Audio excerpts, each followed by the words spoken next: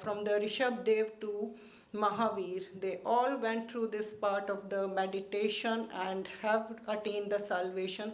So what was that difference over there that we need to understand? What's the real technique behind it and how we can achieve it? We should have a good design experimental model to study all this. With that, I will stop. Thank you so much. Thank you, Dr. Renuka. I now request Dr. Arvind Jain, a senior professor at Dr. S.N. Medical College, Jodhpur, with the 25 years experience.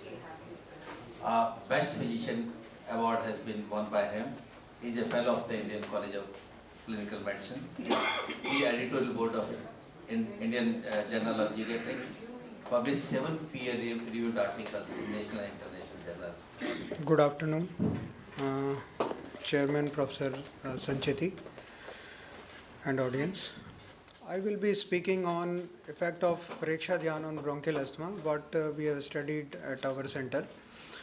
Preksha Dhyan is basically a lifestyle. I should not say that it is a sort of treatment or like that. And it was introduced by Therapant Acharya Shri Mahapragya Ji around 2 decades back. As we all know that this is era full of lust and physical things which are causing a lot of strain and stress in the life.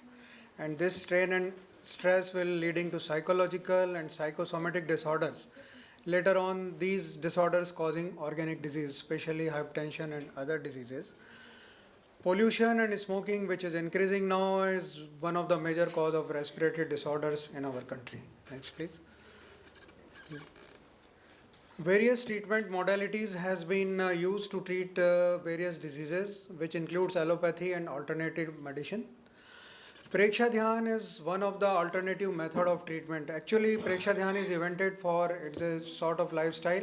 However, it is being used for treating various diseases also.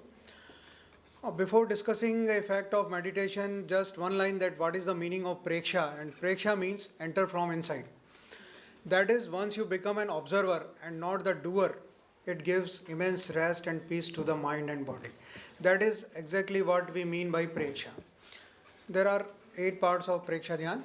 These are Kayotsarg, Antaryatra, Swas Preksha, Kaya Preksha, Chaitanya, Leshya, Bhavna and Anupreksha. Now, well, these are the various steps of Preksha Dhyan, which is requires some time to master, which requires devotion as well as practice, and always it is not essential to have mastering all these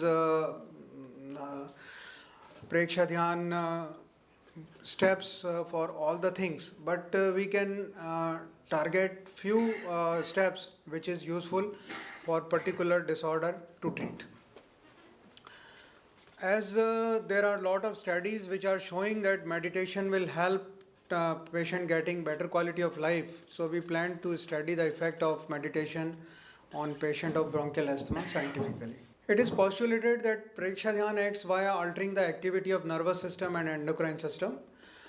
Wallace has a study that these TM produces restful alertness of the mind, but which are important for respiratory system is that it reduces the oxygen consumption, it increases the carbon dioxide elimination, and it reduces the serum lactate concentration, which are main problems occurring in the patients with respiratory disorder including asthma.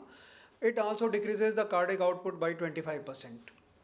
It has been proved by many authors that meditation produces the state of wakeful hypometabolic state. It is important is that it is a wakeful hypometabolic state, which is of course a hypometabolic state is achieved in sleep also.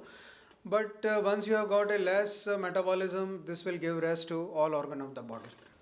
Now, what is the meaning of asthma? Asthma is a chronic inflammatory disease of airways, and it is characterized by variable and recurring symptoms, reversible airflow obstruction and bronchospasm.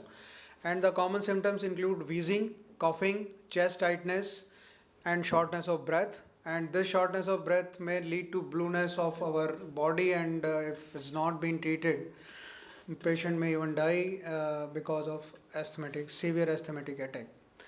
Asthma is thought to be caused by a combination of genetic and environmental factor, and its diagnosis usually based on the pattern of symptoms, response to therapy over the time, and the investigation known as spirometry. It is clinically classified according to the frequency of symptoms, forced expiratory volume in 1 second, and the peak expiratory flow rates, which are measured by spirometry. Sputum may be produced from the lungs by coughing, but it is often hard to bring up. During recovery from an attack, this sputum may appear pus-like due to high levels of white blood cells, especially eosinophils.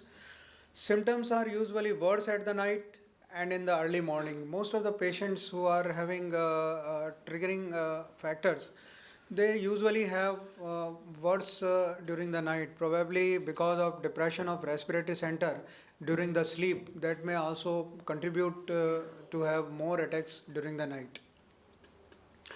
Some people with asthma rarely experience symptoms, usually in response to triggers, and there are some persons who have got marked and persistent symptoms. So we can get many persons having asthma without any triggering factor. They just develop acute asthma attack, and probably that may be a reason, or it is similar to a panic attack which occurs in many persons because of any reasons, that is the triggering factors. Cold is one of the major factor considered to be a precipitating factor in the asthma, and we have seen many persons migrating to warmer places. Those persons who are living in Rajasthan or Haryana or Punjab, during the winter season they move towards the south of the India so that they don't have any attack of asthma because of the probably cold weather, and that is the reason why this is a triggering factors are known in asthma. The present study was planned to find out that can Preksha Dhyan cause subjective and objective improvement in the patients of bronchial asthma. I couldn't find much studies of the effect of Preksha Dhyan in the treatment of asthma or improvement in the asthma. However, there are some studies of other methods of meditation, of transcendental meditation, but for Preksha Dhyan, I have yet to find the studies. This was a small study and was performed for a shorter duration of time. We have chosen 30 patients, 15 male and 15 female patients, were enrolled for the present study.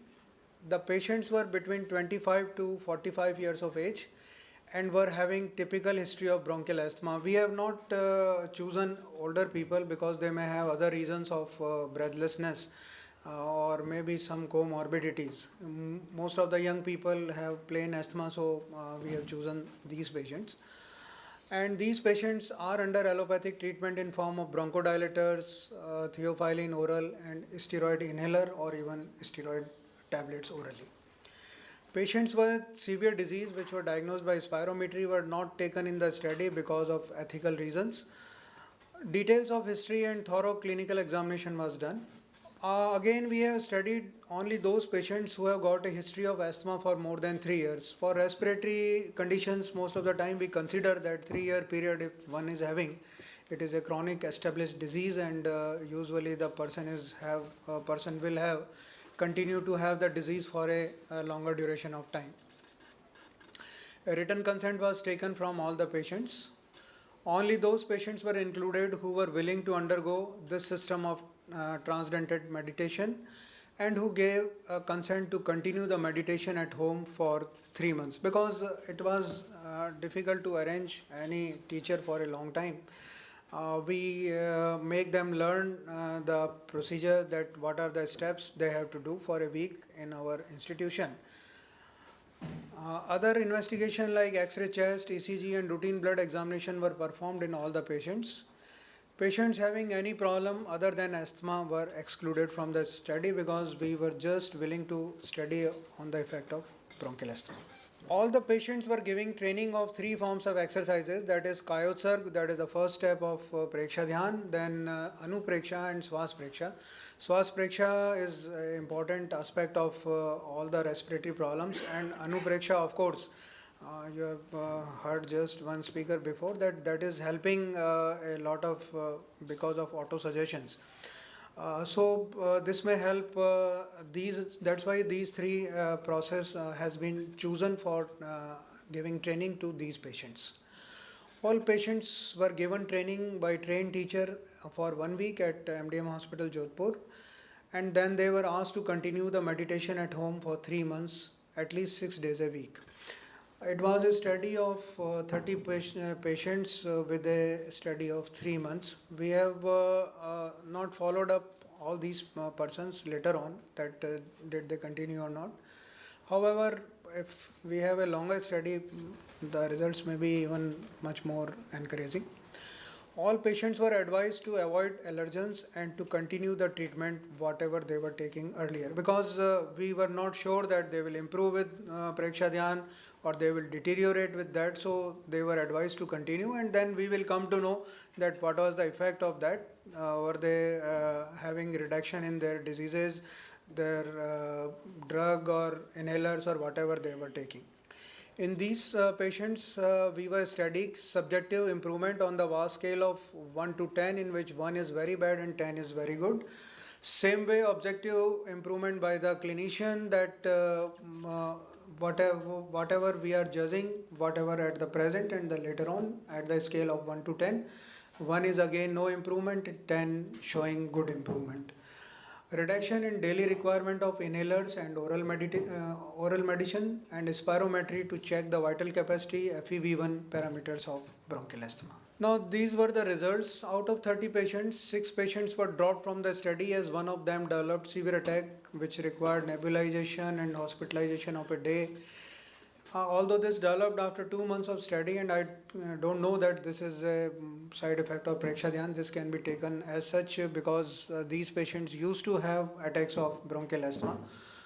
5 patients have discontinued because of their personal reasons, might have moved out from the Jodhpur, or they could not continue meditation. Out of remaining 24 patients, 14 patients have shown very significant improvement clinically and subjectively, and remaining 10 patients who have not shown marked improvement, however they did not deteriorate in their condition. There is a significant decrease in the doses of medicine as well as inhaler. All these patients shows improvement in FEV1 and vital capacity, however this was not very statistically significant. As our study was pretty small with 30 patients, and we have studied for 3 months, the meditation in form of Preksha Dhyan, probably as this is a encouraging result that out of 24 patients, 14 shows improvement. Probably if we would have done in a large number of patients with a longer duration, probably we can have more results to show that this sort of meditation will help in the patients of bronchial asthma as well. There were a lot of studies on Preksha Dhyan and heart diseases. It has been proved angiographically that there is a reduction in the plaque, and the patients having infrequent attacks of angina, as well as reduction in probably MI incidences. But for asthma, although this was a small study, but it has clearly shown that there was an improvement in the bronchial asthma. These are the tables showing what is the results. Number of attacks which were occurring per day average was around 5, which has reduced to 3. This was on the VAS scale. We have found that patient has rated their condition as 4, means a poorer side, which has improved to 6. They have given the 6 marks after 3 months of study.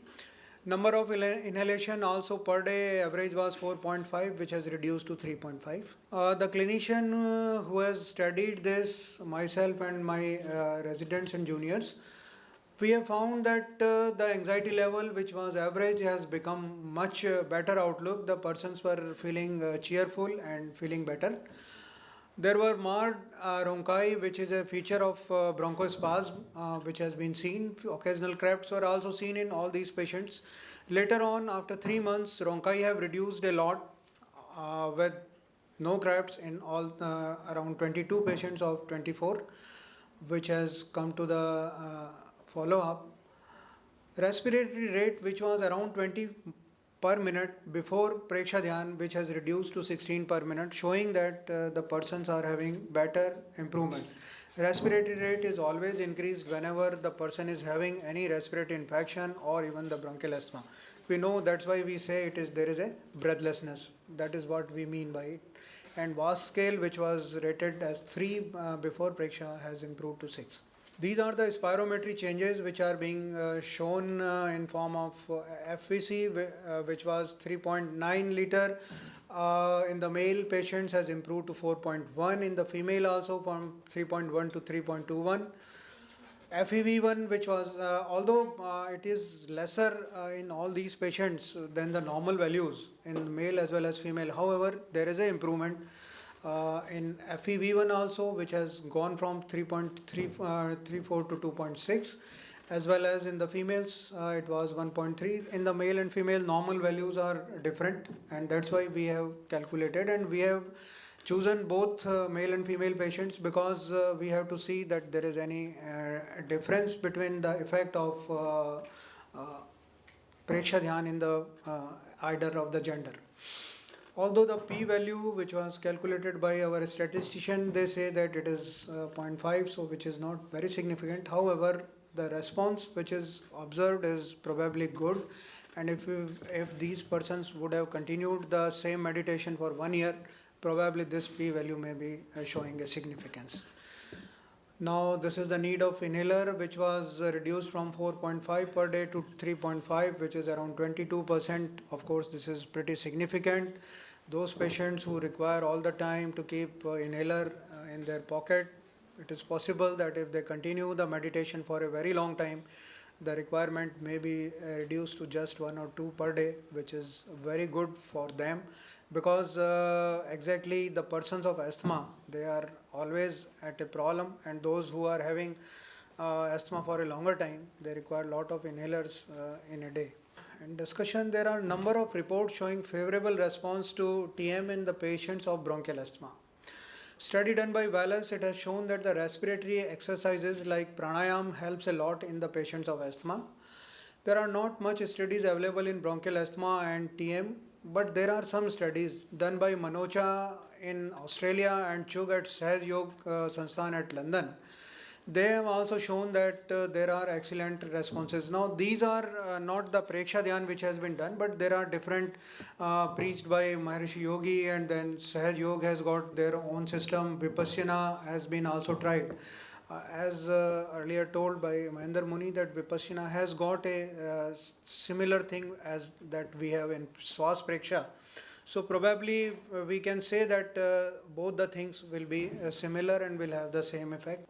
Studies done by Graf, Kirtane and Brownie has shown the good response, and these are at the different part of the world. Some has been, Graf has done in the Holland, Kirtane and Brownie has done in Australia, these studies. With Preksha Dhyan, I couldn't find much of the studies in the literature. Our study very clearly shown that there is a significant subjective and objective improvement in the patients with bronchial asthma. Not only this daily dose of inhalational therapy requirement has decreased by 22%, though there is insignificant improvement in the spirometry results, it may be related to short duration, which I have told you earlier. Next please. Explanation, probably as I have told you, asthma is